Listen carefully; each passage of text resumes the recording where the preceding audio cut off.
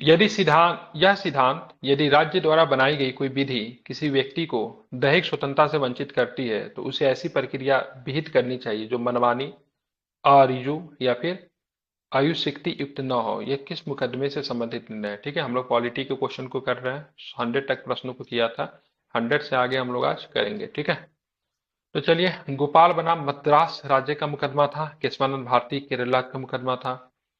ADM बनाम शुक्ला का था, ध्यान रखेंगे। एडीएम बनाम शुक्ला का मामला था, जबलपुर के एडीएम जो थे ना, वहां का मामला था। या फिर मेनका गांधी बनाम भारत संघ था, मेनका गांधी बनाम भारत संघ का मामला। ठीक है, एक बार फिर से स्टेटमेंट सुन लीजिए। यह सिद्धांत यदि राज्य द्वारा बनाई गई कोई विधि किसी व्यक्ति को दैहिक स्वतंत्रता से वंचित करती है तो उसे ऐसी प्रक्रिया विहित करनी चाहिए जो मनमानी, अरिजु या फिर अतिशयोक्ति न हो। यह किस मुकदमे में कहा गया तो ध्यान में रखेंगे, तो मेनका गांधी बनाम भारत संघ मामला में। किस किसी व्यक्ति को निम्नलिखित मूल अधिकारों से कौन सा प्रदान नहीं किया जा सकता है? ठीक है, तो निम्नलिखित मूल अधिकारों में से कौन सा प्रदान नहीं किया जा सकता है? ठीक है। सर वो सर वो यूथ कंपटीशन की बुक से आप बता करवा रहे हैं क्वेश्चन? हाँ बिल्कुल। ठीक है, सर एक ही अपराध मेरे के मन लिए में ग्रुप डिफरेंट में डाला क्वेश्चन है। हुआ है। ठीक है, ग्रुप में डाला हुआ नया वाला हम ग्रुप में डाले थे 2024 वाला, पीडीएफ वाले चैनल में भी डाल दिए थे, इस ग्रुप में भी डाल दिए थे, उसको चेक कीजिए आप। ठीक है, 2024 वाले से करवा रहे हैं, 2023 वाले से नहीं। पीडीएफ वाला जो खोलेंगे, जो आपको लिंक मिला होगा, और पीडीएफ वाला ग्रुप में देखिए, पहला ही सबसे फर्स्ट में ही डाला हुआ है। ठीक है, वहां पर आपको मिल जाएगा, इस ग्रुप में भी डाला हुआ है। तो बताना, एक ही अपराध के लिए एक से अधिक बार अभियोजन को दंड के विरुद्ध संरक्षण है, ये फंडामेंटल राइट है ना? जी सर। एक मिनट रुक जाए, मैं फिर से एक बार मार्क कर दे रहा हूँ। ठीक है, आप लोग पीडीएफ ढूंढते नहीं है, इतने अच्छे से दिया जाता फिर भी नहीं ढूंढते। देखिए यहाँ पे डाला होगा सब ग्रुप में। चलिए, अपने विरुद्ध अभियोजन के समर्थन के साक्ष्य के रूप में अपने हस्तलेख का नमूना देने से इनकार कर सकता है। स्वयं अपने विरुद्ध साक्षी के रूप में कार्य करना, तो स्वयं अपने विरुद्ध साक्षी के रूप में कार्य करना ये फंडामेंटल राइट है क्या? ठीक है, तो स्वयं the the act as the witness against himself, स्वयं अपने के विरुद्ध साक्षी के रूप में कार्य नहीं कर सकता, इनकार कर सकता। मतलब कोई व्यक्ति अपने खिलाफ गवाही क्यों देगा?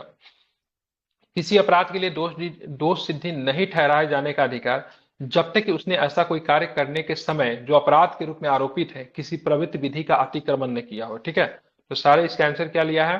तो अपने विरुद्ध अभियोजन के समर्थन के साक्ष्य के रूप में हस्तलेख का नमूना देने से इनकार करना, ये आपका फंडामेंटल राइट नहीं है। ठीक है, ध्यान रखना, आपको अगर नमूना अगर मांगा जाएगा तो आपको देना होगा। ठीक है, ध्यान में रखना, बाकी सब है, यही नहीं है। ठीक है, भारतीय संविधान का अनुच्छेद 20 किसी भी अभिव्यक्ति या दोषी करार व्यक्ति को इसके विरुद्ध मनमाने या फिर अतिरिक्त दंड से संरक्षण प्रदान करता है। इस संबंध में 3 व्यवस्था है। क्या क्या है? कोई पूर्व पद प्रभाव कानून नहीं है, मतलब कोई व्यक्ति अपराध के लिए तब तक दोष सिद्धि नहीं ठहराया जाए जब तक उसने ऐसा कोई कार्य करने के समय जो अपराध के रूप में आरोपित है किसी प्रवृत्ति विधि का अतिक्रमण नहीं किया। मान लीजिए कोई काम अभी कोई व्यक्ति कर रहा है, ठीक है, जैसे मान लीजिए किसी व्यक्ति ने 1952-53 में बाघ का शिकार किया, ठीक है, और टाइगर कब आया था? टाइगर संरक्षण, बाघ संरक्षण अधिनियम कब आया था? 1973। 1973 में। तो 1973 में उसको कानून बना के, मतलब उसको क्या गैर कानूनी घोषित किया गया, अब नहीं कर सकता। लेकिन कुछ व्यक्ति ने अगर पहले कर दिया, तो आप 1973 में कानून बन गया तो पहले के व्यक्ति को पकड़ पकड़ के सजा नहीं देंगे, क्योंकि उस समय ऐसा करने पे किसी प्रकार की सजा का प्रावधान नहीं था। उसी को बोलते हैं कोई पूर्व पद प्रभाव का कानून नहीं। ठीक है, दोहरी क्षति नहीं हो सकता है, किसी व्यक्ति को एक ही अपराध के लिए एक ही बार से अधिक अभियोजित या फिर दंडित नहीं किया जा सकता। ठीक है, स्वयं अभिशंसन नहीं है, मतलब किसी अपराध के लिए अभियुक्त किसी व्यक्ति को स्वयं अपने विरुद्ध साक्षी होने के लिए बाध्य नहीं किया जा सकता है। तो ए सी डी तो सही है, बाकी बी जो है गलत है। ठीक है, निवारक निरोध अधिनियम, ठीक है, ध्यान रखें, निवारक निरोध अधिनियम जिसको बोलते हैं प्रिवेंटिव डिटेंशन एक्ट कहते हैं, इसके अंतर्गत एक व्यक्ति को बिना मुकदमा चलाए बंदी बनाया जा सकता है। ठीक है, 3 महीने के लिए बंदी बना सकते किसी व्यक्ति को। ठीक है, मतलब इसका मतलब होता है किसी भी व्यक्ति को कोई भी जुर्म करने से रोकना। ठीक है, मतलब प्रिवेंटेशन डिटेंशन एक्ट जो होता है, किसी भी व्यक्ति को जुर्म करने से क्या करना होता है? रोकना होता है। मतलब ऐसा संभावना है जो व्यक्ति मतलब क्राइम कर सकता है। ठीक है, तो उसको क्राइम करने से रोकने के लिए, ठीक है, इसका क्या है? इसका उपयोग किया जाता है। ठीक है, निवारक निरोध अधिनियम के अंतर्गत एक व्यक्ति बिना मुकदमा चलाए अधिकतम 3 माह के लिए बंदी बनाया जा सकता है। ठीक है, अनुच्छेद 22 खंड 4 में इस उपबंध है। ठीक है, इसको आपको ध्यान में रखना। अब आगे चलेंगे, ठीक है। निम्नलिखित में से कौन सा एक पद कोई भी व्यक्ति निम्नलिखित में से कौन सा एक पद कोई भी व्यक्ति बिना सुनवाई के दंडनीय घोषित नहीं किया जाएगा, इस युक्ति को निरूपित करता है, ठीक है। तो क्या बताएंगे, तो इसका क्या होता है, इसका ऑटोफेरियस कॉन्विक्ट, ऑटोफेरियस एक्यूट, नॉनविस इन आइडम, ठीक है, ऑडिटोरियम पैटर्न, यही होता है ना इसके साथ। Audi alteram partem. हाँ, ठीक है। तो यहाँ पे एक बार फिर से देख लीजिए प्रश्न को, ठीक है। निम्नलिखित में से कौन सा एक पद कोई भी व्यक्ति को बिना सुनवाई के दंडनीय घोषित नहीं किया जा सकता, इस युक्ति को निरूपित करता है। सीडीएस का जो भी क्वेश्चन पूछा जाएगा ना, ठीक है, बहुत कठिन कठिन रहता है, ठीक है। इसके क्वेश्चन काफी अच्छे होते हैं, ठीक है, बहुत अच्छे स्टैंडर्ड के क्वेश्चन पूछे जाते हैं। हालांकि इसको सॉल्व करने वाला जो बच्चा होता है वो एक्चुअली में बच्चा 17-18 साल का बच्चा होता है, लेकिन क्वेश्चन का लेवल काफी टफ होता है, इसलिए इसके जीके का कट ऑफ हमको लगता है हिंदुस्तान में सबसे कम जाता होगा। ऑडियाल्ट्रम पैटर्न पैंटम प्राकृतिक न्याय का सिद्धांत है, जिसका अर्थ है कि कोई भी व्यक्ति बिना सुनवाई के दंडनीय घोषित नहीं किया जाएगा। प्रत्येक व्यक्ति को सुनवाई का मौका मिलना चाहिए, ठीक है, भले ही वो आतंकवादी ही क्यों ना हो। भारत के संविधान के अनुच्छेद 22 के अधीन गिरफ्तारी और निरोध से संरक्षण किन्हें प्राप्त नहीं है, कोई शत्रु, अन्य देशीय, ठीक है, कोई व्यक्ति जिन्हें निवारक निरोध विधि के अधीन विरुद्ध किया गया है, कोई विदेशी को, या फिर कोई प्रवासी भारतीय नागरिक को। किसे नहीं है तो क्या बताएंगे, 1, 2, 3, 4, या फिर ध्यान रखना है 1, 4, ठीक है।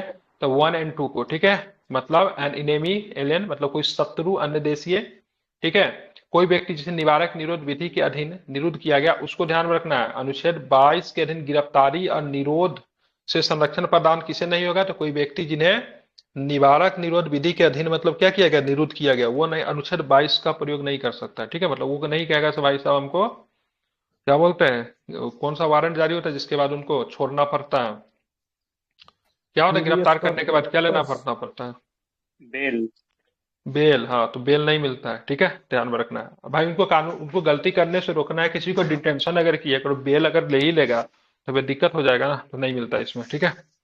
1 और 2, तो भारतीय संविधान के अनुच्छेद 22 के अधीन गिरफ्तारी और निरोध के संरक्षण में, ठीक है, निम्नलिखित को नहीं प्राप्त होगा, किसे नहीं होगा, अन्य देशीय शत्रु को, किसी देश के शत्रु को जिससे हमारा शत्रुता है, ऐसे व्यक्ति को जिन्हें निवारक निरोध के अधीन निरुद्ध किया गया हो। इसमें सजा नहीं होता है, ठीक है, निवारक निरोध वाले में सजा नहीं होता, मतलब उसने कोई क्राइम तो किया ही नहीं, सोचने के लिए सजा है या फिर क्राइम करने के लिए सजा। अगर हम सोच रहे हैं हम उसकी हत्या कर देंगे, ठीक है, मेरा ऐसा प्लान है, तो इस सोचने के लिए सजा तो नहीं दे सकते हैं ना, एक्ट करने के लिए सजा होता है। मेन सीरिया प्लस एक्टा सीरियस दोनों होना चाहिए, बिल्कुल, ठीक है, हाँ, घर एक्शन होना चाहिए। तो अगर हम सोचने वाले से भाई हम उसका मारने वाले उसको आज, ठीक है, और हम क्या होता है पूरा प्लान उलान करके जाते हैं, बंदूक प्लान बंदूक सब को कुछ है, रोक सकते हैं उसके लिए। बिल्कुल, हाँ, पुलिस हमको गिरफ्तार करती है, गिरफ्तार प्लान कर रोक डिटेन कर लेकिन लेगी, इसमें हाँ, कुछ प्लान को रोक एक्सेप्शन सकती भी है। है। रॉबरी हाँ, में जो बिल्कुल, होता है ना, रॉबरी वगैरह में अगर आप प्लान कर लिए तो वो कंप्लीट हो गया आपका।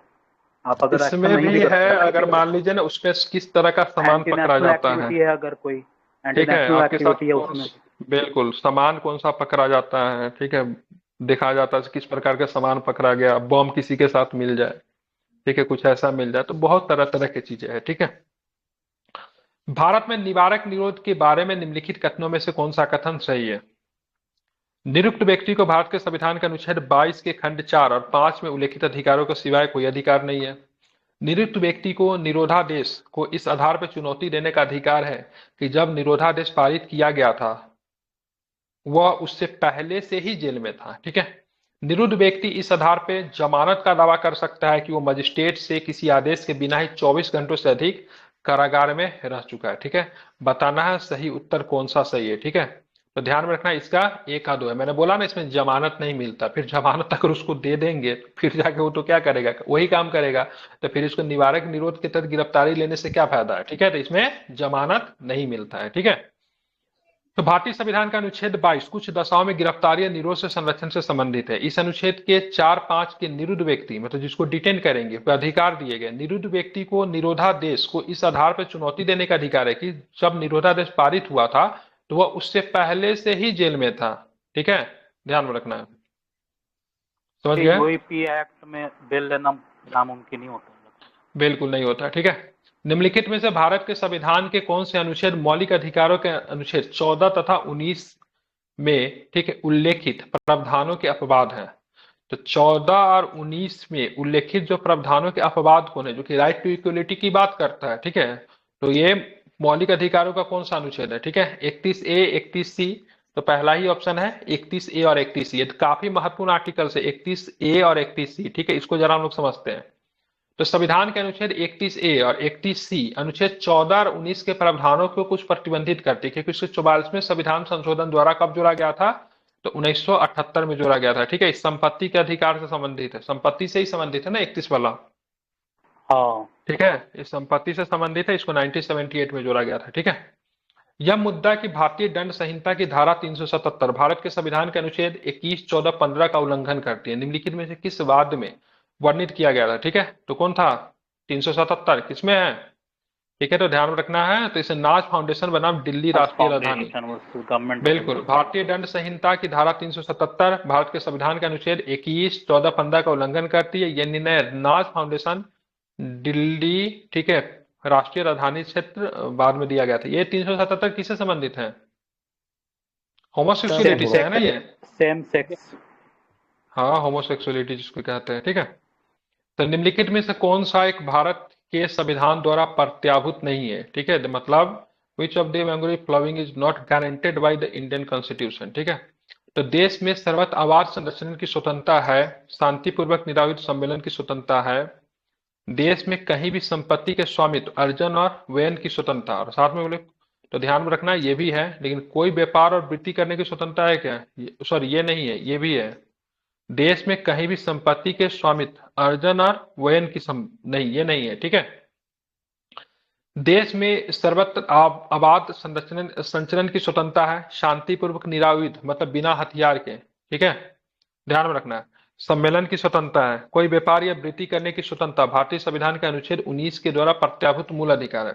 जबकि देश में कभी भी कहीं भी संपत्ति के स्वामित्व, अर्जन और व्ययन का स्वतंत्रता भारतीय संविधान के अनुच्छेद 31 के द्वारा प्रत्याभूत किया गया है, ठीक है। किंतु 44वें संविधान संशोधन 1978 के द्वारा इसे विधिक अधिकार में प्रत्यावर्तित कर दिया गया। अब इसे अनुच्छेद 300 के किस में रखा गया है, तो 300 के क में रखा गया है, ध्यान में रखना है, ठीक है, काफी अधिक महत्वपूर्ण है, ठीक है। अब बात करेंगे धार्मिक स्वतंत्रता के अधिकार की, बात करेंगे राइट टू फ्रीडम, जो कि कहां से कहां तक है, तो आपको 25 से लेके कहां तक मिलेगा, राइट टू फ्रीडम 25 से 28 तक, ठीक है, ध्यान में रखना है, सॉरी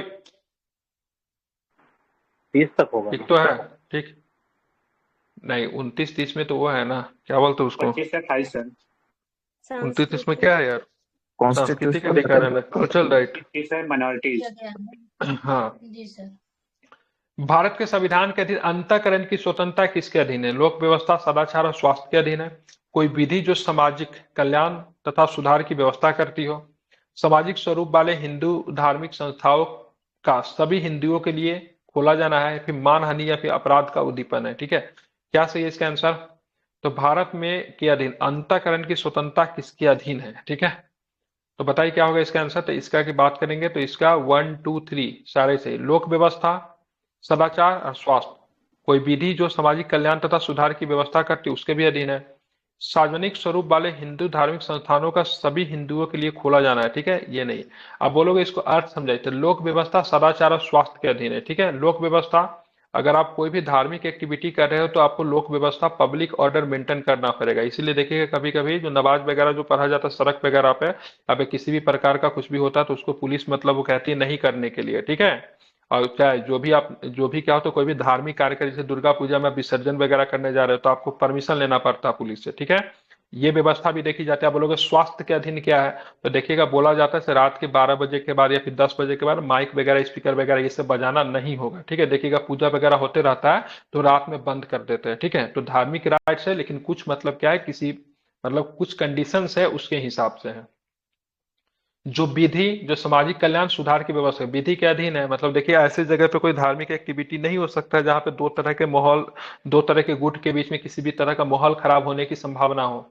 सार्वजनिक स्वरूप वाले हिंदू धार्मिक संस्थाओं के सभी हिंदुओं के लिए मतलब खोला जाना, ये सब कुछ है, ठीक है। तो ध्यान रखना है, भारतीय संविधान के अधीन अंतःकरण की स्वतंत्रता, लोक व्यवस्था, सदाचार और स्वास्थ्य एवं कोई विधि जो सामाजिक कल्याण या सुधार की व्यवस्था करती हो, धार्मिक स्वतंत्रता आदि के अधीन है, ठीक है, ध्यान में रखना तो है। ऑप्शन नंबर 3 है इसमें, थोड़ा एक बार फिर से कंफर्म करिए, ऑप्शन नंबर 3। देख लेता हूँ।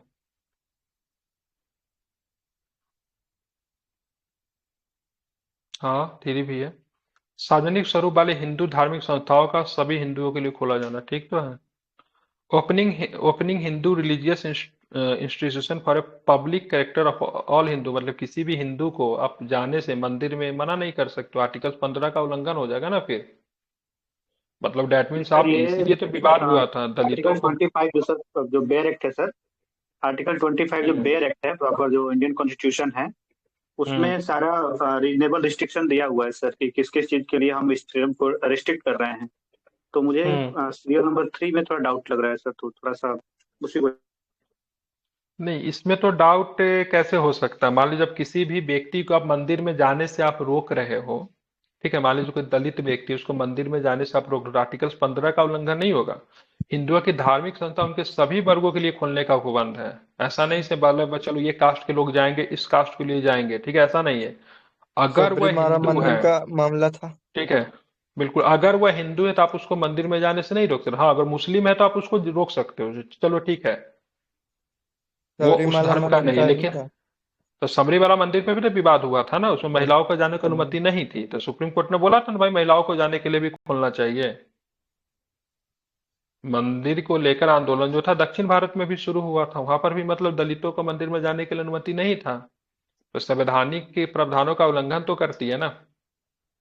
तो धर्म के स्वतंत्रता के अंतर्गत अनुच्छेद 25 अंतःकरण की स्वतंत्रता प्रत्याभूत करता है, ठीक है। आप बोलोगे से सर मतलब इसमें एक भी चीज हो सकता है, आप बोलोगे से ये सबरीमला मंदिर वाला जैसे कल्चरल राइट है, ये भी कह सकते हो भाई जो कल्चरल राइट है भाई से माइक बंद कीजिए, ठीक है, ये कल्चर का हिस्सा है, ठीक है। सो वहां पे क्या होता है ऐसे नहीं जाने का प्रावधान है, कल्चर का हिस्सा, तो चलो कल्चर का हिस्सा ऐसा मानते हैं, लेकिन फिर से भी तो क्या हो रहा है, आर्टिकल 15 का समानता का अधिकार का, ठीक है, जाति धर्म के आधार पे लिंग के आधार पे महिलाओं को मंदिर में जाने से रोक रहे थे, तो उल्लंघन तो है ना। तो लोक व्यवस्था सदाचार स्वास्थ्य अनुच्छेद 25 के 1 में इस आधार पे प्रतिबंधित किया जा सकता है।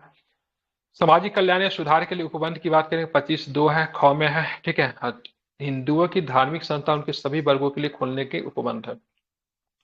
संविधान के अनुच्छेद 25 के अनुसार धर्म स्वतंत्रता का अधिकार किसके अधीन है, ठीक है। तो ध्यान रखना है किसके अधीन नहीं है, ठीक है। तो मानववाद के अधीन नहीं है, ठीक है। सार्वजनिक व्यवस्था के आधार पे है, स्वास्थ्य के आधार पे है, सदाचार के आधार पे, मतलब इन सारे आधार पे धार्मिक स्वतंत्रता का अधिकार प्रभावित किया जा सकता है, ध्यान में रखना है। अब बात करेंगे, भारत का संविधान अपने सभी नागरिकों को धर्म की स्वतंत्रता का मूल अधिकार प्रतिभूत करता है। इस अधिकार के बारे में निम्नलिखित में से कौन सा कथन सही नहीं है। ये अंतःकरण की स्वतंत्रता और किसी भी धर्म को मानने, आचरण करने और प्रचार करने की स्वतंत्रता देता है। ये धार्मिक और पूर्व प्रयोजनों के लिए संस्थानों की स्थापना और पोषण की स्वतंत्रता देता है, ठीक है। यह अधिकार लोक व्यवस्था सदाचार व्यवस्था के अधीन है, ये भी ठीक है।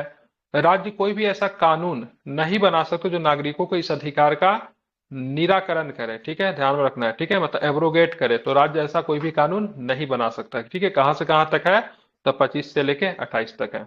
हाँ, राज्य की जिम्मेवारी होगी से भाई साहब वो युक्त एक प्रतिबंध लगाता है, कौन सा प्रतिबंध, युक्ति युक्त प्रतिबंध लगाता है। किस आधार पर प्रतिबंध लगाएगा, तो लोक व्यवस्था के आधार पे, सदाचार के आधार पे, स्वास्थ्य के उद्देश्य से इन पे प्रतिबंध लगा सकता है, ठीक है। जैसे मान लीजिए कहीं पे कोई हॉस्पिटल है, ठीक है, सपोज दैट है, अब कोई हॉस्पिटल है वहां पे काफी बीमार लोग हैं, लेकिन कुछ जो ऐसे तत्व जो चाहते हैं वहां पे क्या करें, पूजा करना है, फिर कोई भी धार्मिक एक्टिविटी कुछ भी हो जहां पे बहुत शोरगुल हो सकता है, तो राज्य बोलेगा से नहीं ये ठीक चीज नहीं है, आप यहाँ पे नहीं कर सकते हो, यहाँ पे क्या होगा, लोगों का स्वास्थ्य क्या होगा, प्रभावित होगा, ठीक है, इसको ध्यान में रखना है, ठीक है। या फिर बात करें लोक व्यवस्था के आधार पर, तो पब्लिक ऑर्डर मेंटेन करना किसकी जिम्मेवारी होती है, पुलिस का काम होता है, police is the part of A state. अब मान लीजिए कुछ ऐसे जगह है जहाँ पे वो कोई समुदाय जो है सो चाहता है अपना धार्मिक प्रैक्टिस करें, और इससे दूसरा समुदाय को दिक्कत हो सकती है, वैसे कंडीशन में राइट हो सकता है, तो परमिशन नहीं मिलेगा। तो इसीलिए देखिएगा भाषण वगैरह में पहले क्या होता था, विसर्जन वगैरह में मारपीट हो जाती थी, आम चीजें थी ये चीज को सुनना, ठीक है, ध्यान में रखना है। तो ये काफी आम चीजें थी, इसको ध्यान में रखना है, काफी अधिक महत्वपूर्ण है। तो क्या होता था, तो इसको लेकर मतलब क्या होती थी, दिक्कतें होती थी, ठीक है। तो इसी के लिए पब्लिक ऑर्डर बना था, पब्लिक ऑर्डर के आधार पर इस पे रोक लगाया जा सकता है। धार्मिक स्वतंत्रता के अधिकार का प्रावधान के अंतर्गत सम्मिलित है, ठीक है।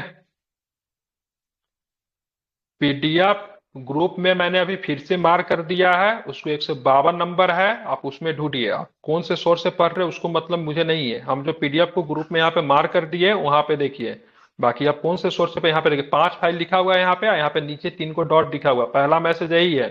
फिर इसको पिन भी कर दे रहा हूँ, फिर भी ये रॉकेट साइंस नहीं है जो आप लोग को इतने समझने में दिक्कत हो रहा है। पिन भी कर दिया, यहाँ पे क्लिक करेंगे डायरेक्ट 5 को फाइल के पास में चले जाएंगे। यहाँ पे क्या मॉडर्न हिस्ट्री है, यहाँ पे मेडाइवल है, यहाँ पे ज्योग्राफी, यहाँ पे कॉन्स्टिट्यूशनल है, पॉलिटी, और यहाँ पे क्या है साइंस एंड टेक्नोलॉजी, और साइंस इसमें पूरा दिया हुआ है, जनरल साइंस। तो आप कहाँ से पढ़ रहे हैं मुझे वो मतलब नहीं है, हम जो पीडीएफ दिए हम उससे पढ़ा रहे हैं, उसमें 152 नंबर पेज को लिए, और 152 नंबर पेज में जो चीजें दी हुई है। और आप लोग कौन सोर्स फॉलो करते हैं मुझे पता नहीं है, बताता हूँ आम, समझते हैं आप लोग इमली। चलिए अब यहाँ पे देखिए क्या है, तो क्वेश्चन ही मैं भूल गया। धार्मिक स्वतंत्रता के अधिकार के प्रावधान के अंतर्गत सम्मिलित है, मतलब धार्मिक स्वतंत्रता के अधिकार के अंतर्गत क्या क्या सम्मिलित है, ठीक है। तो सबसे पहले बात, धर्म के प्रचार करने का अधिकार है, बिल्कुल है। सिखों को कृपान धारण रखने का अधिकार है, बिल्कुल है। मतलब सिख का जो कृपान जो होता है वो हथियार नहीं होता, इसलिए बैंक वगैरह में लेके भी वो जाते हैं। बैंक पे आप देखोगे ना तो लिखा क्या रहता है, ठीक है, हथियार लेकर आना मना है, लेकिन कृपान उसमें काउंट नहीं होगा। तो कृपान लेके ना वो फ्लाइट वगैरह में चले जाते हैं, ठीक है, उनको अधिकार है वो। राज्यों को समाज सुधारक विधि निर्माण करने का अधिकार है। धार्मिक निकायों को लोगों को धर्म परिवर्तन का अधिकार है, तो ये धर्म परिवर्तन की कन्वर्ट करने का अधिकार किसी के पास नहीं है, ठीक है। तो 1 2 3 है, बाकी चौथा नहीं। आप बोलोगे सर ये क्या है, समाज सुधार विधि का निर्माण करने का अधिकार है, राज्यों को समाज सुधार विधि निर्माण करने का अधिकार है, बिल्कुल। अगर मान लीजिए किसी रिलीजन में ये है से आदमी का बलि दिया जाए, सेक्रीफाइस ऑफ ह्यूमन करने का अगर कुछ ऐसी प्रथा है, ठीक है, ध्यान में रखना है। अगर इस प्रकार की कोई अगर प्रथा है तो ध्यान में रखना है राज्य उसको सुधारेगा। अब आप ये नहीं कह सकते तो भाई साहब ये तो मेरा धार्मिक अधिकार है, हम आदमी को बलि देंगे, ठीक है। अब जो यहाँ पे जो मद्रास में जो था क्या था, वो चेन्नई में कौन सी प्रथा थी जिसमें क्या होता था, लोग जो थे जमीन पे लेट जाते थे या बैल को दौड़ाते थे, कौन सी प्रथा थी भूल गया मैं, क्या नाम था उसका, जल्लीकट्टू। जल्लीकट्टू वाला, ठीक है। तो वो भी तो धार्मिक प्रैक्टिस था ना, रिलीजियस प्रैक्टिस वो भी तो है। लेकिन सुप्रीम कोर्ट ने क्या किया था, उसको बैन किया था। बाद में क्या हुआ, वहां पे लोग अनशन करना शुरू कर दिए, ठीक है, दंगा फसाद वहां पे शुरू हो गया। तो वहां पे स्टेट गवर्नमेंट ने एक अलग से नियम बना के बोला से नहीं इसको चलने दीजिए, तो सुप्रीम कोर्ट को बाद में क्या हुआ, अपने फैसला को वापस लेना पड़े, ठीक है। तो यहाँ पे स्टेट के राइट है वो समाज सुधारक विधि का निर्माण करे, भले ही वो आपका धार्मिक राइट्स क्यों ना हो, ध्यान में रखना, लेकिन फिर भी आपको समाज सुधारक विधि का निर्माण करने का अधिकार जो है ये भी आपको ध्यान में रखना है, इसे भूलेंगे नहीं, ठीक है। काफी अधिक ये महत्वपूर्ण है, ठीक है। अब आगे चलते हैं तो देखेंगे क्या है वो भी देखेंगे, ठीक है। तो चलिए आगे देखते हैं यहाँ पे। हाँ, कन्वर्ट कन्वर्ट करने का अधिकार नहीं है, ठीक है। भारतीय संविधान में दिए हुए धर्म की स्वतंत्रता के अधिकार में निम्नलिखित में से क्या सम्मिलित नहीं है। तो आत्मा की स्वतंत्रता और धर्म का अनुसरण एवं प्रचार करने का अधिकार है, बिल्कुल। किसी धर्म की वृद्धि अथवा उसके अनुरक्षण के लिए कर लगाना है, फिर सरकारी धन का प्रयोग करना है, ठीक है। धार्मिक एवं खैराती संस्थाओं की स्थापना और उनका अनुरक्षण करना वो भी ठीक है। राज्य द्वारा पोषित किसी संस्था में धार्मिक शिक्षा देना तो ये नहीं है, ठीक है। Providing religious education in government funded institution में आप नहीं दे सकते हो, ठीक है। ध्यान रखना। आप बोलोगे सर कर लगाने का अधिकार है क्या, तो किसी धर्म की वृद्धि अथवा उसके अनुरक्षण के लिए कर लगाना, सरकारी धन का प्रयोग करना, ये भी है, कर भी लगा सकता है। बोलोगे सर कैसे लगाते हैं, तो आप मंदिर वगैरह में जाइएगा तो क्या होता है, मंदिर वगैरह में आप जाओगे तो वहां पे बोलेगा से ठीक है आप चप्पल खोलना है उसके पैसे आप दे दो, ठीक है। आप क्या आपको पूजा करवानी थी इतनी की रसीद कटवा दो, ठीक है। तो वो करते हैं ना, तो वो अपने धर्म को बढ़ावा देने के लिए, अपने रिलीजन को बढ़ावा देने के लिए कहीं पे भी, चर्च में भी है, मस्जिद में भी, सब जगह होता है, तो लगा सकते हैं, ठीक है। ऐसा वो कर सकते हैं, ठीक है, ध्यान में इसको रखना है। तो आपका ये चौथा को छोड़ के 1 2 3 की बात करेंगे तो सारे ही आपके सही होने चाहिए, मतलब ऑप्शन नंबर की बात करेंगे तो डी लिया है। सर टैक्स नहीं होगा ना सर, ड्यूटी है सर, ड्यूटी लगा सकते हैं लेकिन टैक्स नहीं लगा सकते। हाँ, अच्छा, टैक्स टैक्स नहीं लगा होगा, सकता है, ठीक। फीस हो जाएगा या ड्यूटी हो जाएगा। अच्छा अच्छा अच्छा अच्छा, ये कर नहीं होगा, ठीक है। देखिए किसी धर्म के वृद्धि अथवा उसके अनुरक्षण के लिए, ठीक है, वो वसूलता तो है, ठीक है, पैसे लेने का तो है, वो कर सकता है ऐसा, मतलब वो फंड तो कर सकता, कर नहीं लगा सकता, सॉरी। तो इसका 2 एंड कौन सा लिया है इसका? 2 एंड 4 लिया है, ठीक है। गलत पूछ रहा है इसमें, सही नहीं है, तो 2 एंड 4 इसका सही नहीं है, ठीक है। बाकी सब इसका सही है। अब जो किसी धर्म की वृद्धि अथवा उसके अनुरक्षण के लिए कर लगाना या सरकारी धन का प्रयोग करना तथा सरकार द्वारा पोषित किसी संस्था में धार्मिक शिक्षा देना धर्म की स्वतंत्रता के अधिकार में सम्मिलित नहीं है।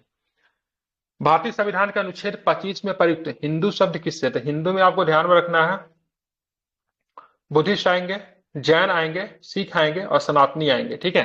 पारसी नहीं आएंगे, मुस्लिम्स नहीं आएंगे, ये सब हिंदू में नहीं आते, ठीक है। यहूदी नहीं आएंगे, ध्यान रखना, बाकी सबके सब जो है हिंदू में ही आते हैं, ठीक है। तो अगर हिंदू अगर मैं बोल रहा हूं तो समझिएगा इसमें बौद्ध, जैन और सिख को भी सम्मिलित किया गया है, ठीक है, इसको ध्यान में रखना।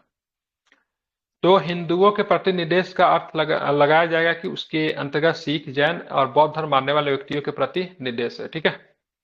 बात करेंगे भारतीय संविधान के अंतर्गत किसी समुदाय को अल्पमत समुदाय किस आधार पर पोषित किया जाएगा, ठीक है। तो दो ही है हमारे यहाँ अल्पसंख्यक कौन है? तो धार्मिक या फिर भाषाई अल्पसंख्यक है। किस प्रकार का अल्पसंख्यक है? तो हमारे संविधान किस प्रकार के, ठीक है, धार्मिक और भाषाई अल्पसंख्यक की बात करता है, ठीक है। और कोई भी आधार नहीं है, ठीक है। कौन सा आधार है? तो धार्मिक और भाषाई आधार है, ठीक है। और दूसरा कोई भी आधार नहीं है, इसको आपको ध्यान में रखना है, ठीक है। कौन सा आधार है? तो केवल धार्मिक और भाषाई आधार है, ठीक है। इसको आपको ध्यान में रखना है, भूलेंगे नहीं इसको, ठीक है। चलिए, भारतीय संविधान केवल धार्मिक एवं भाषाई अल्पसंख्यकों को ही मान्यता देता है। संविधान के अनुच्छेद 30 के खंड 1 के अनुसार धर्म या भाषा पर आधारित सभी अल्पसंख्यक वर्गों को अपनी रुचि के शिक्षा संस्थानों की स्थापना और प्रशासन करने का अधिकार है। अनुसार शिक्षा संस्थाओं को सहायता देने में राज्य किसी भी शिक्षा संस्था के विरुद्ध इस अधिकार पर विभेद नहीं करेगा और धर्म या भाषा के आधारित किसी अल्पसंख्यक वर्ग के प्रबंध में, ठीक है। बात करेंगे भारतीय संविधान मान्यता देता है किस प्रकार का? तो धार्मिक और भाषाई अल्पसंख्यकों को, रिलीजियस एंड लिंग्विस्टिक माइनॉरिटी को ही मान्यता देते हैं और कोई भी नहीं है, ठीक है। ये ध्यान में रखना है, इंपॉर्टेंट है। अब बात करेंगे, चलेंगे आगे के प्रश्नों को भी देखेंगे। अच्छा, प्रश्न इधर ही रह गया क्या? यह व्यवस्था जो भारतीय संविधान के द्वारा मान्य है, ठीक है, वह व्यवस्था जो भारतीय संविधान के द्वारा मान्य है। ऑप्शन देखेंगे, निजी शिक्षा संस्थाओं में धार्मिक शिक्षा नहीं दी जा सकती, बिल्कुल दे सकते हैं, ठीक है। निजी शिक्षण संस्था में धार्मिक शिक्षा दे सकते हैं, इसमें किसी प्रकार की दो राय नहीं है, ठीक है। निजी शिक्षण संस्थाओं में धार्मिक शिक्षा में उपस्थिति अनिवार्य नहीं है, ठीक है, तो ये ठीक है, ध्यान रखेगा। सरकारी शिक्षण संस्थाओं में धार्मिक शिक्षा दी जा सकती है, नहीं दे सकते हैं, ठीक है, तो यही आपका सही है। भारतीय संविधान का अनुच्छेद 28 शिक्षण संस्थाओं में धार्मिक शिक्षा एवं उपासना पद्धति में उपस्थित होने से स्वतंत्रता प्रदान करता है। अनुच्छेद 28(3) के अनुसार राज्य से मान्यता प्राप्त या राज्य निधि से सहायता पाने वाले शिक्षा संस्था जिसको राज्य के द्वारा फंड किया गया हो, उपस्थित होने वाले किसी व्यक्ति को ऐसी संस्था में दी जाने वाली धार्मिक शिक्षा में भाग लेने के लिए या धार्मिक उपासना में उपस्थित होने के लिए तब तक बाध्य नहीं किया जा सकता जब तक उस व्यक्ति को उसके संरक्षक से सहमति नहीं दे दी गई है, ठीक है। बताना है आगे, देखना है यहाँ पे निम्नलिखित में से कौन सा कथन सही है। किसी धार्मिक या सांप्रदायिक संस्था से जुड़े पद पर उस विशिष्ट धर्म को जिससे वह संस्थान जुड़ा है मानने वाले सदस्यों के लिए आरक्षित हो सकती है, बिल्कुल हो सकता है। बात करेंगे, राज्य किसी पद या नियुक्ति को नागरिकों को किसी पिछड़े वर्ग के पक्ष में जिसका उस राज्य की राय में उस राज्य के अधीन सेवाओं में पर्याप्त प्रतिनिधित्व नहीं, आरक्षित कर सकेगा, बिल्कुल कर सकेगा। आरक्षण तो इसी के आधार पर है। कोई धार्मिक धर्म, मूल वंश, जाति, लिंग, उद्भव, जन्म स्थान या इनमें से किसी भी आधार पर राज्य के अधीन किसी पद के लिए अपात्र नहीं होगा। सारे ही कथन की बात करेंगे तो सारे ही सही है। इसमें से हो सकता है आपको ये नहीं समझ में आया होगा, एक पहला वाला, ठीक है। किसी धार्मिक सांप्रदायिक संस्था से जुड़े पद उस विशिष्ट धर्म जिससे वो संस्था जुड़ा है मानने वाले सदस्यों के आरक्षित हो सकता है। मान लीजिए मंदिर भी एक राज्य का हिस्सा है, क्योंकि मंदिर में अगर आप किसी प्रकार का भेदभाव करेंगे तो संवैधानिक नियमों का उल्लंघन होगा, ठीक है। तो मंदिर भी राज्य का हिस्सा है, लेकिन मंदिर में कोई पद है, जैसे मान लीजिए कोई पद है, जैसे सपोज क्लर्क का पद है, ठीक है। मंदिर को चलाने के लिए क्लर्क की आवश्यकता होती है भाई, खाता बही की जो भी होगा सूची रखेगा, क्लर्क के पद पे, ठीक है। मंदिर कह सकता है भाई साहब हम यहाँ पे वैकेंसी जो निकालने वाले हैं, ठीक है। मंदिर राज्य का भी होता है, ठीक है, राज्य भी मंदिर को चलाती है, ये भी ध्यान में रखना है, ठीक है। मंदिर तो का जो मंदिर, सेकुलर हाँ, फंक्शन है ना उसको स्टेट हाँ, ओवरटेक कर सकता है, बिल्कुल। तो रिलीजियस वहां पे जो फंक्शन को नहीं क्लर्क कर की जो सकता। वैकेंसी जो है ध्यान में रखना है, वहां पे बोल सकता है कि भाई साहब इस पद के लिए केवल हिंदू उम्मीदवार ही पात्र होंगे, ठीक है। ऐसा नहीं कि कोई दूसरे धर्म के लोग भी आके मतलब उस पे वो कर सकता है। तो यहाँ पे ये नहीं माना जाएगा कि भाई साहब आर्टिकल 15 का उल्लंघन हो गया, ठीक है, आर्टिकल 25 का उल्लंघन हो गया, ऐसा कुछ नहीं है, ठीक है। ध्यान रखिए, राज्य भी कर सकता है, राज्य को जब ऐसा लगे, राज्य की राय में अगर कोई संस्था है या फिर कोई पद है या फिर कोई डिपार्टमेंट है, उसमें लगे से भाई साहब इसमें तो एसटी का कोई संख्या है ही नहीं, तो ऐसे कंडीशन में, ठीक है, इन चीजों को हम लोग कर सकते हैं। राज्य उस कास्ट के लिए, उस धर्म के लिए, उस जाति के लिए विशेष प्रकार की वैकेंसी निकाल सकता है। इसीलिए देखेंगे एससी एसटी ओबीसी सबका पद निकाला जाता है, ठीक है। अब आगे चलते हैं, ठीक है। भारत में किसी धार्मिक संप्रदाय समुदाय को यदि राष्ट्रीय स्तर पर अल्पसंख्यक वर्ग का दर्जा दिया गया तो वह किस विशेष लाभों का हकदार हो जाता है, ठीक है। भारत में किसी धार्मिक संप्रदाय समुदाय को यदि राष्ट्रीय स्तर पर अल्पसंख्यक वर्ग का दर्जा दिया गया है तो वह किस विशेष लाभ या फिर लाभों का हकदार हो जाता है, ठीक है। यह संप्रदाय समुदाय विशेष शैक्षणिक संस्थानों की स्थापना और संचालन कर सकता है। भारत के राष्ट्रपति स्वयं इस संप्रदाय समुदाय के प्रति को लोकसभा में मनोनीत कर सकते हैं। यह संप्रदाय समुदाय प्रधानमंत्री के 15 पॉइंट कार्यक्रम के लाभ प्राप्त कर सकता है, ठीक है। तो भारत के किसी धार्मिक संप्रदाय समुदाय को यदि राष्ट्रीय स्तर पर अल्पसंख्यक वर्ग का दर्जा दिया गया तो वह किस विशेष लाभ का हकदार हो सकता है। वह संप्रदाय समुदाय विशेष शैक्षणिक संस्थाओं की स्थापना और संचालन कर सकता है, बिल्कुल है वो। भारत के राष्ट्रपति स्वयं इस संप्रदाय समुदाय के एक प्रतिनिधि को लोकसभा मनोनीत कर सकता है। भाई जो एंग्लो इंडियन पे करते थे ना, किसी धार्मिक विशेष को है क्या ये अधिकार? हाँ, एंग्लो इंडियन पे करने का अधिकार है ना राष्ट्रपति की, नहीं है ना। अब बाकी संप्रदाय समुदाय प्रधानमंत्री के 15 पॉइंट कार्यक्रम है, ठीक है, उसका भी लाभ ले सकते हैं, तो बिल्कुल वो भी ले सकते हैं। 15 पॉइंट कार्यक्रम अल्पसंख्यक के लिए है, शैक्षणिक संस्थाओं की स्थापना कर सकता है। बाकी ये जो है एंग्लो इंडियन को करते थे, न कि किसी धर्म विशेष को करते थे, ठीक है। तो 1 और 3 की बात करेंगे, आपका सही है, ठीक है। अनुच्छेद 30 का एक क्या कहता है? कहता है से मतलब कोई भी व्यक्ति अपने धर्म या भाषा पर आधारित सभी अल्पसंख्यक वर्गों को अपनी रुचि की शिक्षा संस्थाओं की स्थापना और प्रशासन का अधिकार होगा। आपको लगता है से हम कुछ ऐसा सिस्टम संस्था बनाए जहां पे केवल अपने धर्म से संबंधित शिक्षा ही दे सकते हो आप, कोई दिक्कत नहीं, आप बना लीजिए अपना। हाँ, लेकिन उसमें अगर स्टेट अगर फंड कर रही है, ठीक है, अगर उसका भवन राज्य के पैसा से बना है, उसमें कोई पढ़ाने आता है, उसको राज्य अगर सैलरी दे रही है, तो फिर आप नहीं कर सकते हो, ठीक है, ध्यान में रखना। अब 15 पॉइंट कार्यक्रम की बात करेंगे तो अल्पसंख्यक वर्गों के कल्याण के लिए प्रधानमंत्री जी के द्वारा शुरू किया गया। यहाँ पे 2 स्टेटमेंट है। अल्पसंख्यक शब्द भारत के संविधान में परिभाषा नहीं दी गई। बिल्कुल अल्पसंख्यक शब्द भारत के संविधान में है क्या? परिभाषा है क्या? नहीं है, ठीक है, कहीं भी नहीं है, ठीक है। अल्पसंख्यक आयोग संवैधानिक निकाय नहीं है, बिल्कुल नहीं है। ऊपर के दोनों व्यक्तित्वों के संदर्भ में निम्नलिखित में से कौन सा कथन सही है? तो ARR is true and R is the correct explanation of A, तो ऐसा कुछ नहीं है, ठीक है। B सही है आपका, नहीं हो, हाँ। मतलब A और R दोनों तो सही है, परंतु A सही व्याख्या R नहीं करता है, ठीक है। संविधान में अल्पसंख्यक शब्द को परिभाषित नहीं किया गया है। और राष्ट्रीय अल्पसंख्यक आयोग की अधिनियम की बात करें तो 1992 के तहत मतलब स्थापित एक संस्था है, लेकिन इसकी स्थापना 1993 में हुई थी। कब हुई थी? 1993 में आई थी, लेकिन संसद के द्वारा अधिनियम कब लाया गया था? तो 1992 में। मूल अधिकारों को परिवर्तित करने के लिए रिट जारी कर सकते हैं। कौन कर सकते हैं तो भाई साहब? तो हाई कोर्ट और सुप्रीम कोर्ट दोनों रिट जारी करते हैं, ठीक है। 32 एंड 226, ठीक है, ध्यान में इसको रखना है। अब रीट की बात करेंगे तो ध्यान में रखना है 32 के तहत 5 प्रकार के रीट जारी करने का अधिकार है। ये रीट है बंदी प्रत्यक्षीकरण, परमादेश है, प्रतिषेध है, उत्प्रेषण है, अधिकार परीक्षा है, ठीक है, ध्यान में रखना है। वही सुप्रीम हाईकोर्ट जो है 226 के तहत मतलब रीट जारी करता है, ठीक है। और बात करेंगे, लेकिन यहाँ पे ध्यान रखें, ये मौलिक अधिकार के रीट तो जारी करेगा, ठीक है, लेकिन साथ ही अन्य कानूनी अधिकार के परिवर्तन के लिए भी रीट जारी कर सकता है हाई कोर्ट, ठीक है। और रीट जारी करने से इनकार भी कर सकता है हाई कोर्ट। इसीलिए रीट जारी करने के संदर्भ में सुप्रीम कोर्ट से ज्यादा पावर क्या है? हाई कोर्ट के पास में अधिक शक्ति है, ठीक है। मतलब अन्य कानूनी अधिकार के लिए रीट जो कौन जारी करेगा? कौन जारी करेगा? तो ध्यान रखना है, हाई कोर्ट करेगा, ठीक है, बिल्कुल, ठीक है। और रीट जारी करने से इनकार भी कौन कर सकता है? हाई कोर्ट कर सकता है, ठीक है, सुप्रीम कोर्ट नहीं कर सकता, ठीक है, क्योंकि सुप्रीम कोर्ट के बाद आदमी हायर अथॉरिटी फिर कहाँ जाएगा? तो डॉक्टर अंबेडकर ने 32 को संविधान का आत्मा और हृदय कहा था, ठीक है। सर आपने बोला कि हाईकोर्ट रीट जारी करने से इनकार कर सकता है, तो ये फंडामेंटल राइट के केसेस में भी मतलब आप एक ही संदर्भ में बोल रहे हैं? दो चीजों में रीट इश्यू होता है, एक होता है फंडामेंटल राइट के केसेस में और एक होता है लीगल केसेस में। हम्म तो ये हाई आप कोर्ट किसमें किसी बोल भी रहे हैं सर? संदर्भ में रिट जारी करने से इनकार कर सकता है, ठीक है। हाई कोर्ट किसी भी संदर्भ में रिट जारी करने से इनकार कर सकता है, ठीक है। ऐसा कुछ नहीं है, हाई कोर्ट रिट जारी करने से मना भी कर सकता है, ठीक सर है। आपके अगर पास वो ऑप्शन है, आप इनकार कर सुप्रीम देगा कोर्ट फिर जाइए। हमारी तो गारंटी कहाँ पे है फिर? तो आप सुप्रीम कोर्ट है ना आपके पास। ऐसा तो ना हाई कोर्ट हायर अथॉरिटी थोड़ी ना रिट जारी करने का, सुप्रीम कोर्ट तो है आपके पास। हाई कोर्ट रिट जारी करने से मना भी कर सकता है, एक बार देख लेना, लेकिन मेरे हिसाब से दोनों ही केस में जारी कर सकते हैं, ठीक है।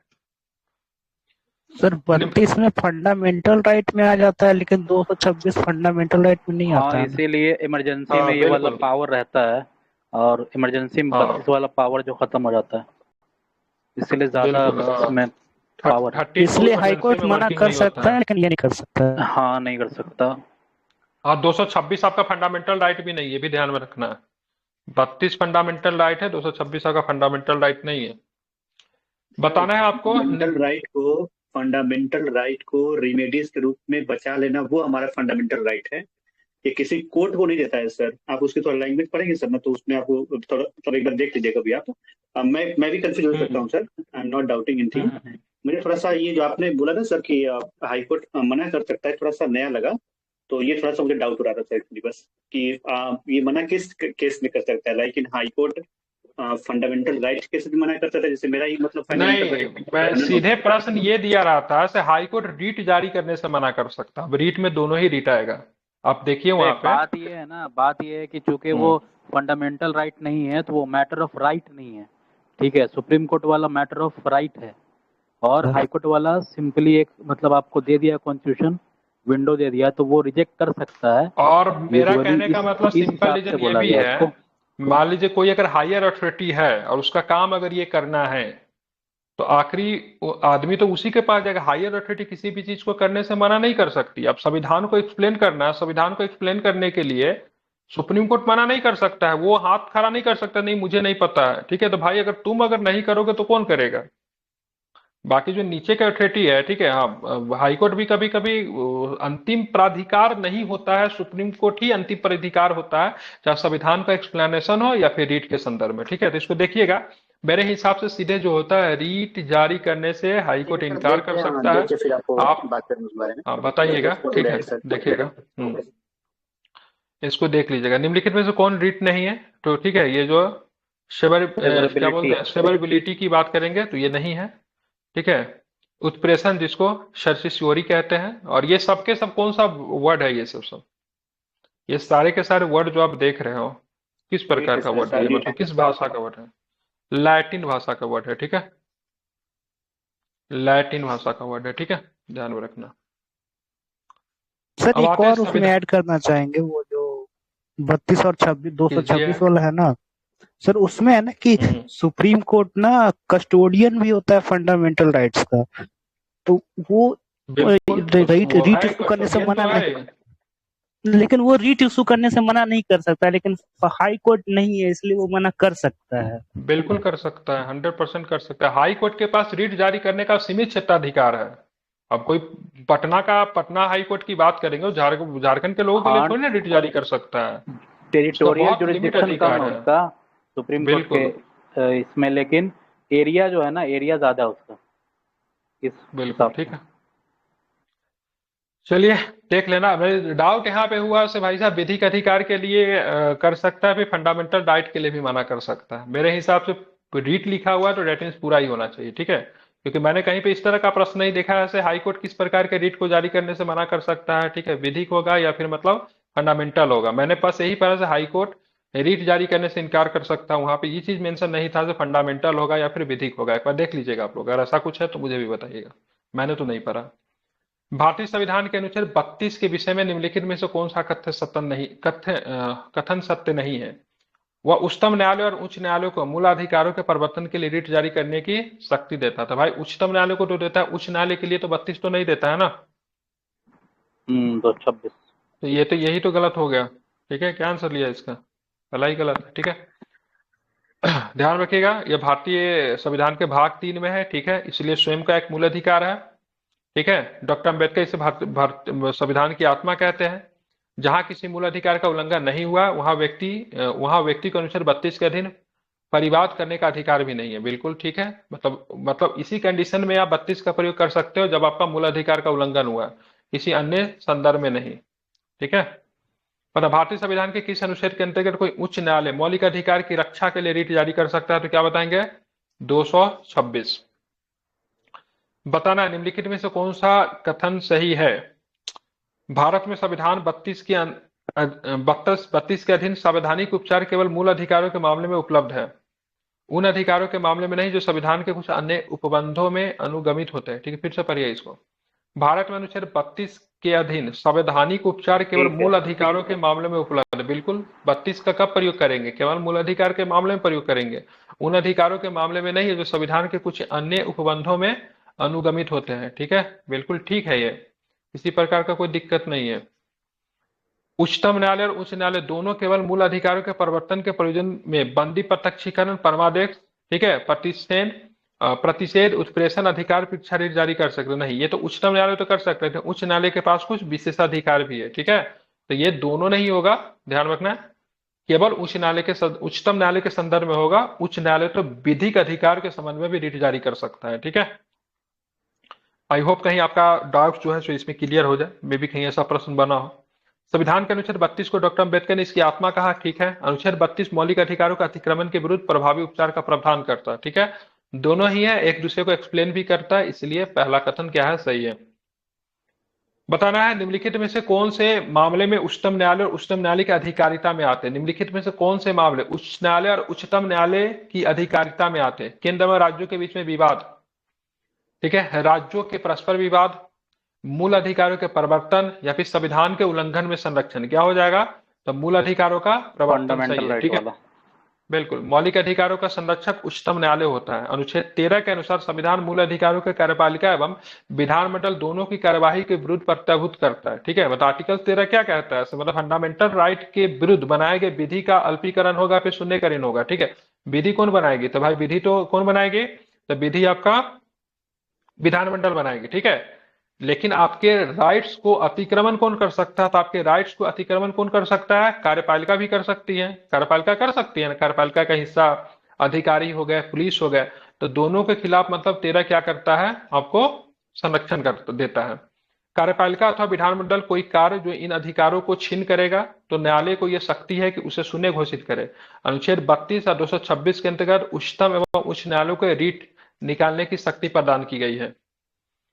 निम्नलिखित में से किसको संविधान द्वारा मौलिक अधिकारों को लागू करने की शक्ति दी गई है? तो भाई साहब उच्चतम और उच्च न्यायालय दोनों को दी गई है। ठीक है, बताना है किस अनुच्छेद के तहत भारत का कोई भी नागरिक अपने मौलिक अधिकारों को उल्लंघन हेतु सीधे सर्वोच्च न्यायालय जा सकता है। तो कौन से अधिकार के तहत जाएगा? तो 32 के तहत जा सकता है, डायरेक्ट सर्वोच्च न्यायालय। ठीक है, निम्नलिखित में से कौन सा एक आदेश किसी व्यक्ति को गैर कानूनी रूप में बंदी बनाए जाने पर उसकी स्वतंत्रता को सुनिश्चित करने के लिए उच्चतम न्यायालय द्वारा जारी किया जा सकता है? हैबियस कॉर्पस है, बंदी प्रत्यक्षीकरण है, ध्यान रखना काफी महत्वपूर्ण है। इस रीट का प्रयोग कौन कर सकता पता है? इस रीट का प्रयोग आदमी खुद नहीं करता है। ठीक है, आदमी खुद नहीं करता क्योंकि वो तो बंदी रहता है। तो आपका दोस्त कर सकता है, आपके जानने वाला कोई कर सकता है, तो इसका प्रयोग कर सकता है।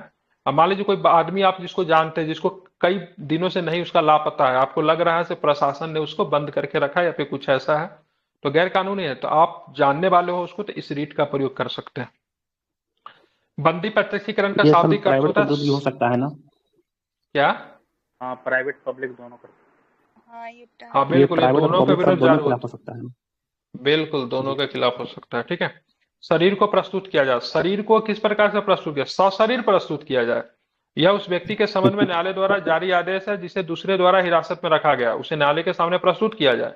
इस तरह यह किसी व्यक्ति को जबरन हिरासत में रखने के विरुद्ध है। ठीक है, ध्यान रखना यह रीट, ठीक है, सार्वजनिक प्राधिकरण, ठीक है, सार्वजनिक प्राधिकरण मतलब राज्य, सार्वजनिक प्राधिकरण करने का मतलब सीधा मतलब राज्य और निजी व्यक्ति दोनों के खिलाफ जारी किया जा सकता है। ठीक है, मकान मालिक के खिलाफ भी इसको जारी कर सकते हो। अगर मकान मालिक रेंट वगैरह लेने के लिए कभी कभी ना घर में आदमी ताला उला मार देता है नहीं बाहर से, तो वहां पर भी इसको यूज कर सकते हैं।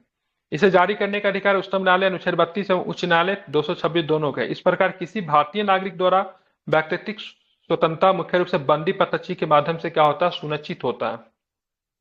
किसी व्यक्ति को छोड़ देने के लिए बंदी प्रत्यक्षीकरण रीट जारी किया जा सकता है। ठीक है, जहां गिरफ्तारी या निरोध विधि द्वारा स्थापित प्रक्रिया के उल्लंघन में हुआ है।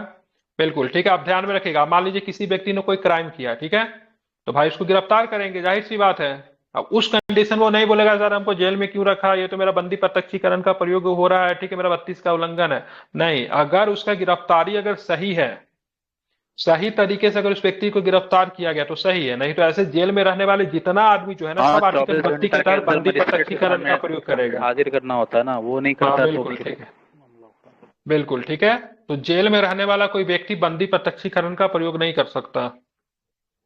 आपराधिक आरोप के लिए कारावास किसी व्यक्ति के छुड़ाए जाने को सुनिश्चित करने के लिए, ठीक है, तो ये गलत है। आपराधिक आरोप के लिए कारावास किसी व्यक्ति को छुड़ाए जाने को सुनिश्चित करने के लिए नहीं हो सकता। ऐसे कंडीशन में सारा जो अपराधी जो जेल में बंद है वो सब बोलेंगे हमको छोड़ दो। जहां गिरफ्तारी न्यायालय संसद के जहां गिरफ्तारी न्यायालय संसद की अवमानना के लिए हुई है, ठीक है, तो ध्यान में रखना इसका क्या है, तो ये भी गलत है, आपका केवल एक सही लिया है, ठीक है। तो किसी व्यक्ति को छोड़ देने के लिए बंदी प्रत्यक्ष रिट जारी किया जा सकता है जहां गिरफ्तारी या निरोध विधि द्वारा स्थापित प्रक्रिया का उल्लंघन में हुआ है, तभी कर सकते हैं, ठीक है। तो ऐसे कंडीशन में जारी होगा, बाकी सेंस में जारी नहीं होगा, ठीक है। मतलब कोई व्यक्ति ने न्यायालय या संसद की अवमानना की है, तो ऐसे कंडीशन में उसको गिरफ्तार किया गया है, तो वह व्यक्ति बंदी प्रत्यक्षीकरण का क्लेम नहीं कर सकता है, ठीक है, ध्यान में रखना है। या फिर अगर कोई आपराधिक आरोप के लिए गिरफ्तार हुआ, वो व्यक्ति जेल में बंद है, कारावास काट रहा है, तो वो भी बंदी प्रत्यक्षीकरण का प्रयोग नहीं करेगा, ठीक है। निम्नलिखित रीतों में से किस एक का अक्षरक्ष अर्थ है शरीर आपके पास लाया जा, ठीक है, सशरीर, तो किसमें होता है, हैबियस कॉर्पस में या फिर बंदी प्रत्यक्षीकरण में, ठीक है। निम्नलिखित में से कौन सी एक रीत का है आपके पास शरीर है, मतलब क्या है, हैबियस कॉर्पस, ठीक है। अब आते हैं सब 2022 का क्वेश्चन। हमको लगता है पुराना वाला क्वेश्चन सब हटा के नया वाला क्वेश्चन डाल दिया क्या इसमें, मतलब नया वाला मतलब देख रहे हैं इसका पैटर्न, देख रहे हैं, मतलब कितना भी बीपीएससी टॉप पूछेगा इस लेवल का क्वेश्चन नहीं पूछेगा। दरअसल ये टफेस्ट लेवल है, प्रैक्टिस करने के लिए एमसीक्यू टफेस्ट लेवल है, ठीक है। तो इसलिए आप लोग अंतिम समय में इसके सारे ही सेक्शंस को, ठीक है, स्पेशली मॉडर्न हिस्ट्री को बहुत अच्छे तरीके से करेंगे। अवैध रूप में निरुद्ध, ठीक है, जिसको हवालती पाए गए किसी व्यक्ति की रिहाई सुनिश्चित करने के लिए कौन सा, तो ही फिर से बंदी प्रत्यक्षीकरण, ठीक है। बताना है आपको निम्नलिखित में से कौन से रीट मानव स्वतंत्रता का सर्वोच्च अग्रदूत है, तो फिर से क्या होगा, बंदी प्रत्यक्षीकरण। बताना एक भारतीय नागरिक द्वारा, ठीक है, व्यक्तित्व स्वतंत्रता मुख्य रूप से किस याचिका के माध्यम से सुनिश्चित की जा सकती है, तो बंदी प्रत्यक्षीकरण, ठीक है। बता निम्नलिखित में से कौन सी एक याचिका अधिनिष्ठ न्यायालय की कार्य पद्धति का निरीक्षण, अधिनिष्ठ न्यायालय, ठीक, परमादेश।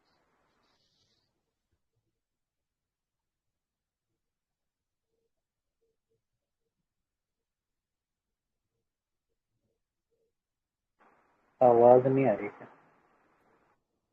लाइट चली गई है, 2 मिनट वेट कीजिए।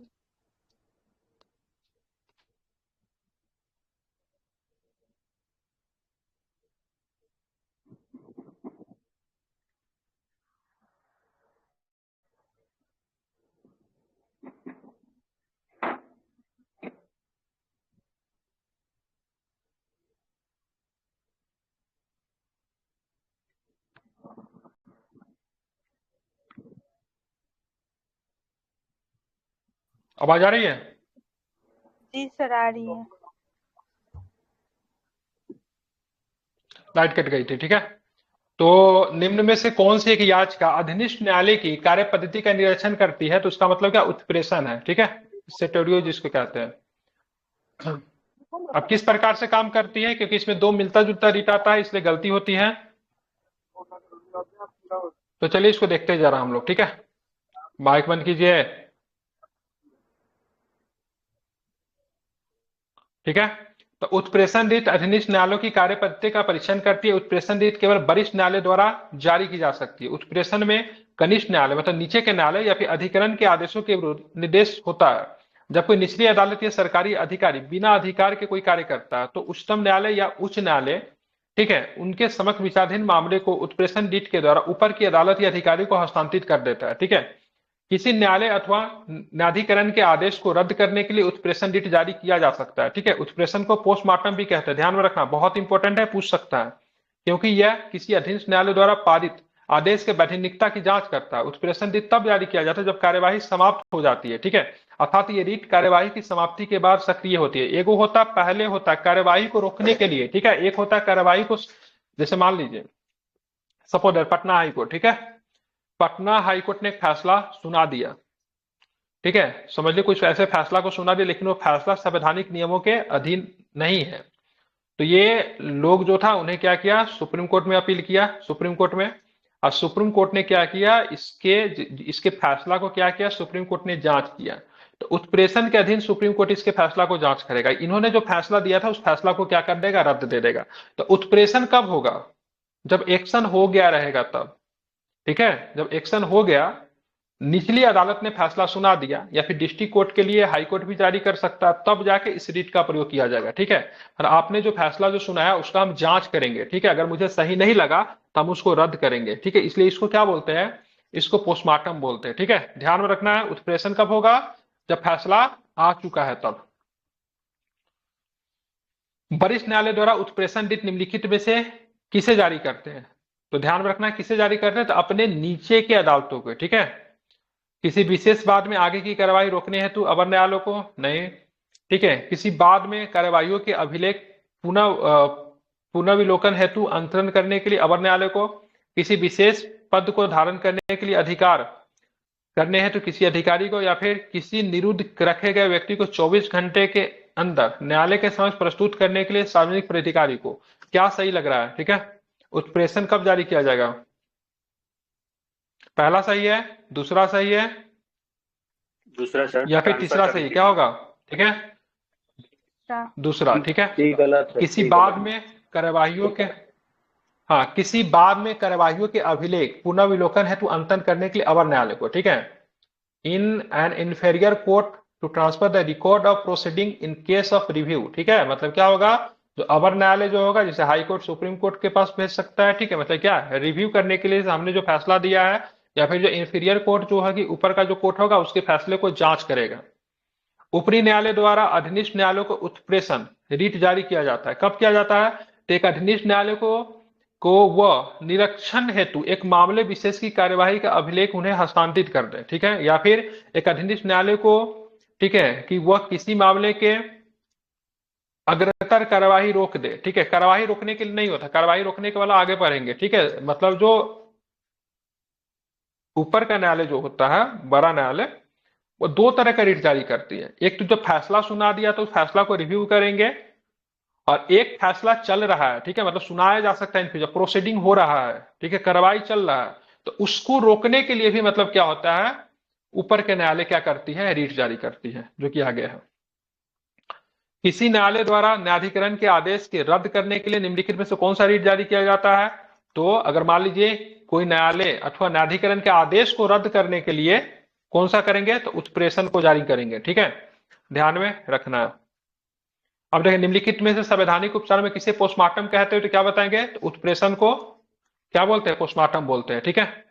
भारत के संविधान के अनुसार प्रतिषेध रीट किस प्रकार से, आप देखिए प्रतिषेध बड़ा इंपोर्टेंट है, ठीक है। देखेंगे, न्यायिक और न्यायिक कल्प प्राधिकारी के खिलाफ दिया गया आदेश है, ठीक है। अवर न्यायालय को किसी विशिष्ट मामले में जहां उसे विचार करने की अधिकारता नहीं है, कार्यवाही को रोकने से, ठीक है, मतलब उसको क्या करेंगे, प्रतिषेध में क्या करेंगे, तो भाई साहब उसको मना कर सकते हैं, ठीक है।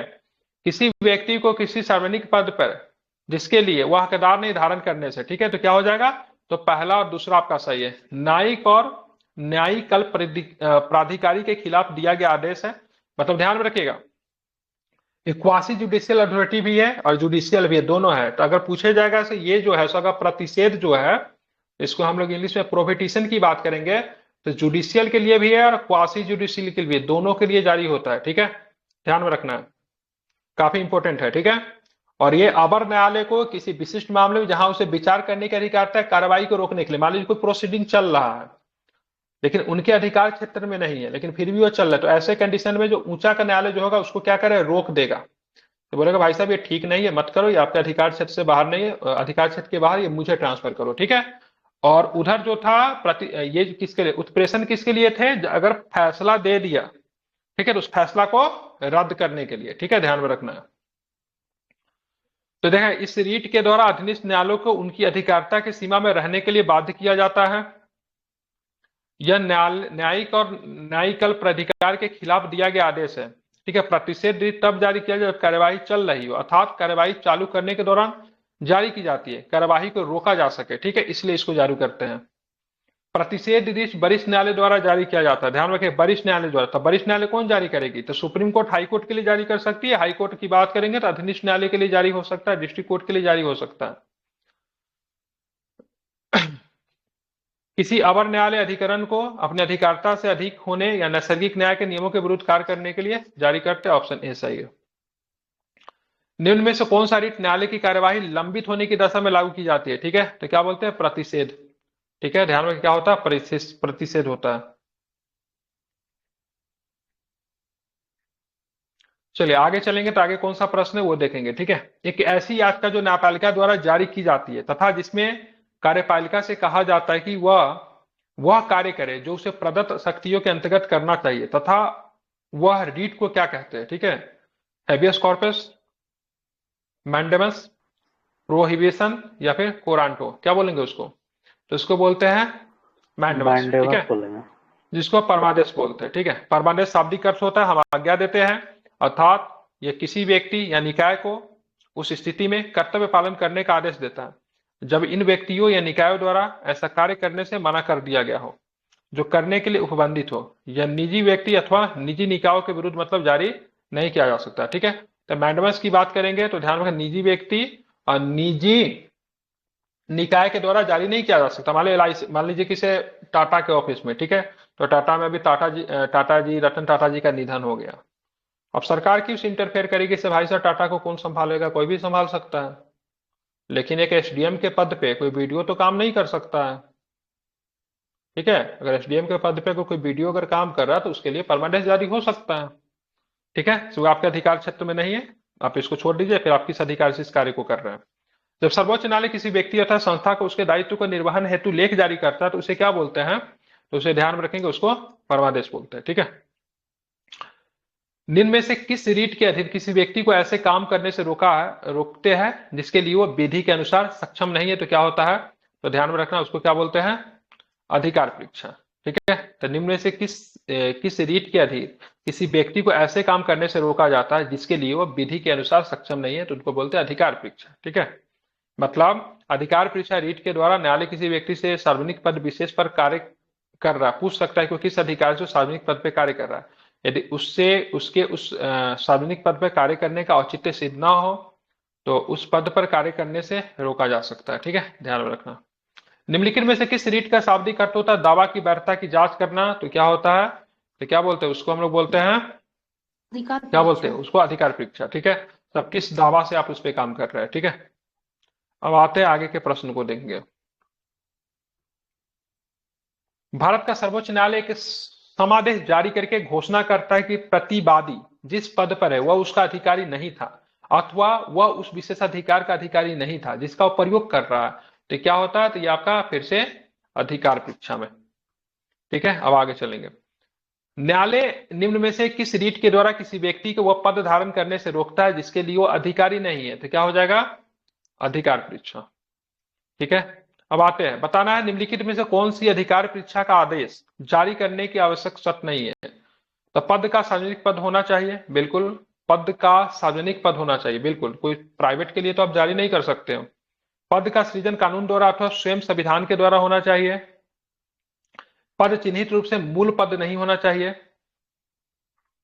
उसके बाद बात करेंगे तो ध्यान में रखना है, एक ऐसे व्यक्ति द्वारा पद संभालने से संविधान अथवा कानून का उल्लंघन हुआ। ठीक है, तो ध्यान रखना, पद चिन्हित रूप से मूल पद नहीं होना चाहिए। The office must not be A substantive one. ठीक है, एक मिनट। निम्नलिखित में से कौन सा अधिकार परीक्षा का आदेश जारी करने के लिए आवश्यक शर्त नहीं है? आई थिंक ये न्यायालय के विरुद्ध, मतलब इसका मतलब होता है पद निश्चित रूप से मूल पद नहीं होना चाहिए। ठीक है, मतलब इसका मतलब है जजेज वगैरह के खिलाफ ये सब जारी नहीं होता है। ठीक है,